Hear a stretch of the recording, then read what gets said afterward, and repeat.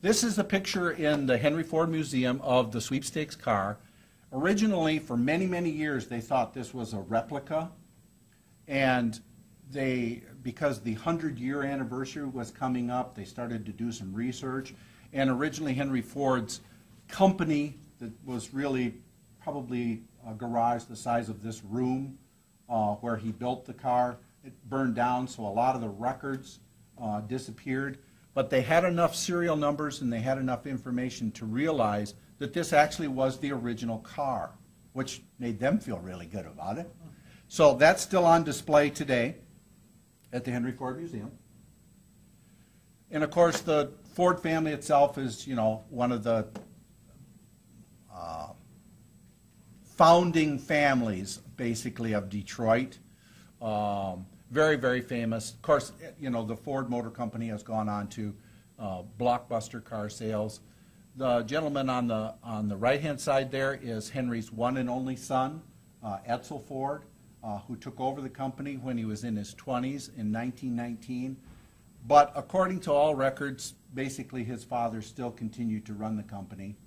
And when you get into research, you find out that Henry Ford, again, was a great manufacturer, but not a particularly good businessman.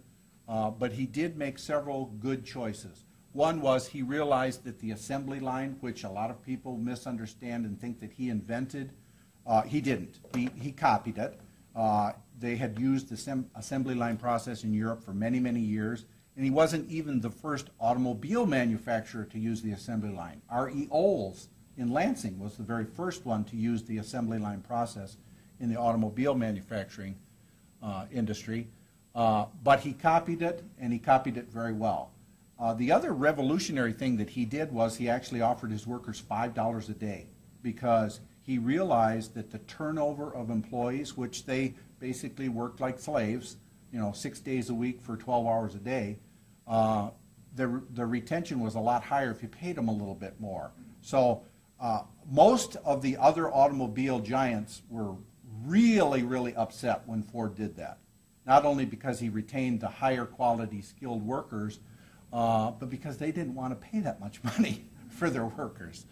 The gentleman down here in the corner is Henry Ford II. They call him Hank the Deuce. He took over the company when Edsel, his father, passed away quite suddenly in the early 1940s. Henry II was in the Navy at the time. They brought him home.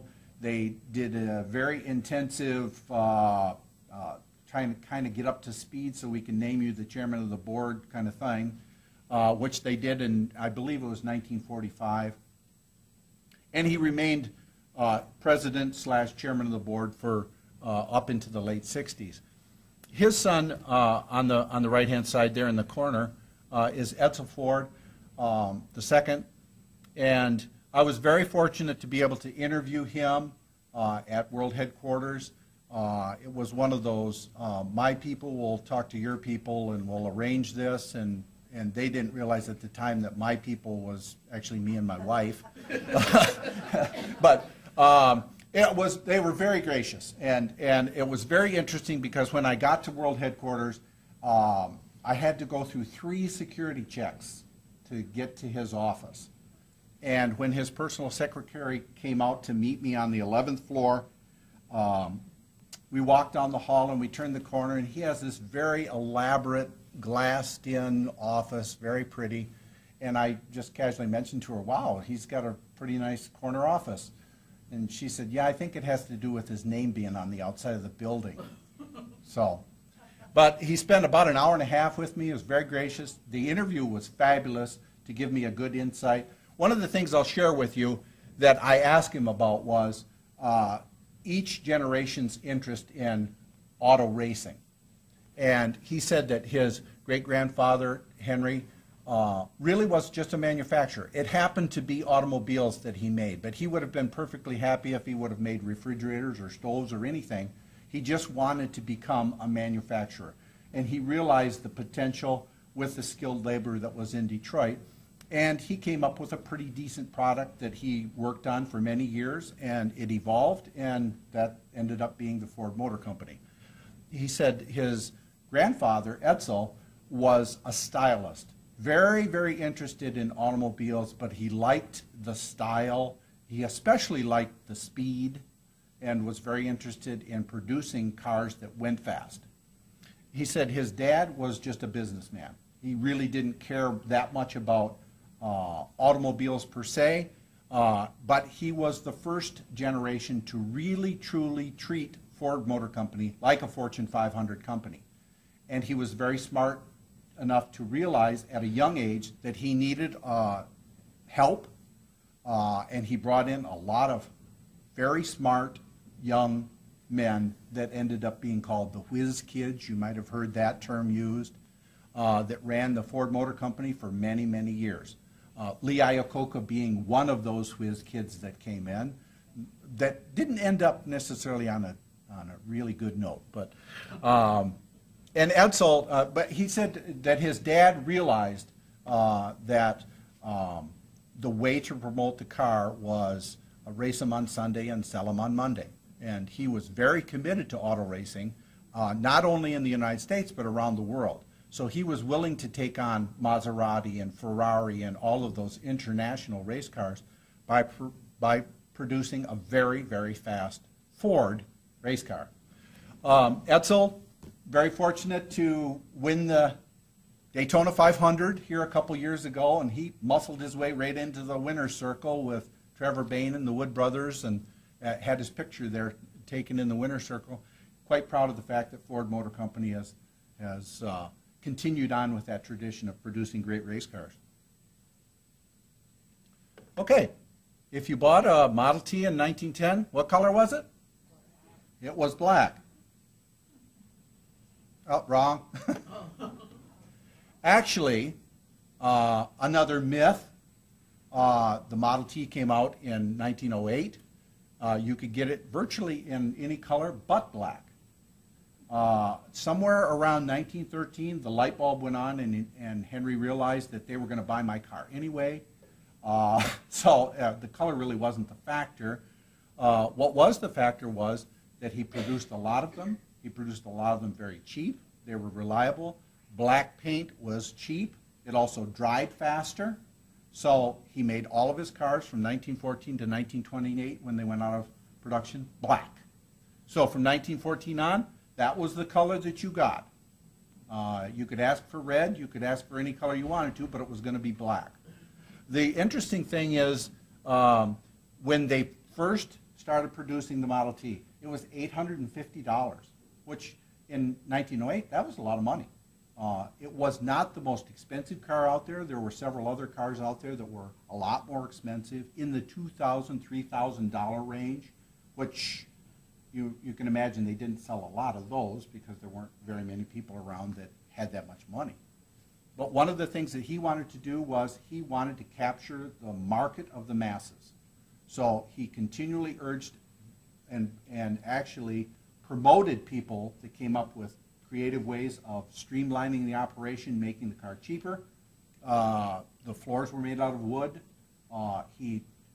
Whatever crates were left over that couldn't be used for floorboards went to the power plant to heat the factory. I mean, he was really pretty good. He was green well before green was ever even thought about. But I think more than green, he just didn't want to have anything go to waste. But by the 1920s, the price of a Model T was $260. So originally he wanted to produce one a minute, and actually in the peak years of production, he was producing one about every 10 seconds. So by the time they stopped production, I think it was somewhere around 15 million of them that he produced. The first Indianapolis 500, 1911. No cheating on this one now, okay? What was the qualifying speed? Any guesses? 50? Not too far off. Not too far off. Qualifying speed was 75 miles an hour, and you had to maintain that for 1/4 mile. Interesting, huh? Now they go over 200 miles an hour. And, you know, as I mentioned before, it's called the Brickyard. Do you know why it's called the Brickyard? At one time, it was just dirt. It was terrible. People were getting killed. The sanctioning body that ran racing at the time was AAA, and they forced the owners of the track to do something. They said, we can't race here anymore, it's too dangerous, too many people are getting killed. So they came up with this creative idea of paving it with bricks. And 3 million plus bricks later, the entire 2.5 miles was paved with bricks. Now there's only a strip that's actually about 18 inches wide right at the start-finish line that still are the original bricks. So they officially still can call it the Brickyard. But the rest of it's pretty much asphalt. But yeah, 75 miles an hour for 1/4 mile. The gentleman on the top is known as the Little Professor, Ray Haroon. He won the very first Indianapolis 500 in 1911. Interesting about Ray, he had already retired from the Marmon Automobile Company right there in Indianapolis. The owner talked him into coming out of retirement to race in the Indianapolis 500. He brought one of the older race cars out of mothballs, but he also did some very creative things that never had been done before. Something like a rear view mirror. No one had ever even thought about using a rear view mirror. So he was the only one in the car. If you notice, as Henry Ford raced, he had his mechanic beside him because they had a lot of mechanical failures. Rather than try to get back to the pits, the mechanic jumped out and tried to fix it on the spot. But Ray was the first one to race all by himself. Most of the other racers and promoters tried to ban him because they thought it was extremely unsafe, because he wouldn't be able to tell when somebody was coming up from behind. So he pulled his car back into the garage and took a mirror and welded it to his car so that he could see from behind. And in the book I was lucky enough to interview his son before he passed away, Dick Haroon, and Dick said his father told him that it vibrated so much it was basically useless anyway and he couldn't even see out of it, but it still got him in the race. But he thought of things because one seat was a lot narrower. They didn't do wind tunnel testing back then, but he also offset the engine. He did tire testing with Firestone, and actually he very well may have won the Indianapolis 500 because of tire strategy. Firestone told him that he should not exceed 75 miles an hour and he would get the maximum wear out of his tires. He pitted 5 times. Every time he pitted, he changed the tires, and his average speed, 6 hours and 20-some minutes later, his average speed for winning the Indianapolis 500, 74.6 miles an hour. So, the gentleman down here, Gordon Johncock, as I said, a 2-time winner of the Indianapolis 500. The last time he officially raced in the Indianapolis 500, a man named Ray Hemmelgard talked him into coming out of retirement to go down and race his car at Indianapolis in 1992, and he had not been back to Indianapolis in 4 years, got into his race car, qualified it, finished 6th, took the purse money and went out and bought a new tractor and went back to farming. The other gentleman is Murray Rose. He won the Indianapolis 500 3 times in the 40s. Went to work for General Motors after his racing career. Was extremely popular with his co-workers. When he passed away, literally thousands of people showed up, and almost all of them never even knew that he was a race car driver. He was a very humble man, didn't talk about his accomplishments very much, but was very well liked, and obviously an extremely good race car driver.